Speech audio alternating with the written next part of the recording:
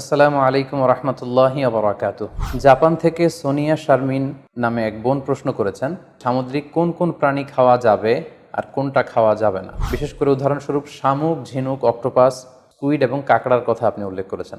এক্ষেত্রে আমরা বিশ্বাসীরা এই মূলনীতি সবসময় অবলম্বন করতে হবে যে যেটা তৈগিবাত পবিত্র সেটা আমাদের জন্য খাওয়া, সেটা কনজিউম করা আমাদের জন্য হালাল, আর যেটা খাবাইস অপবিত্র সেটা কনজিউম করা আমাদের জন্য হারাম। তাহলে আমরা এই সিদ্ধান্তে উপনীত হতে পারি যে সামুদ্রিক সব ধরনের প্রাণী খাওয়া বা সি ফুড খাওয়া জায়েজ, যদি এটা স্বাস্থ্যের জন্য ক্ষতিকর নয় বা এর মধ্যে বিষাক্ত কোনো জিনিস নেই, এটা যদি প্রমাণিত হয়।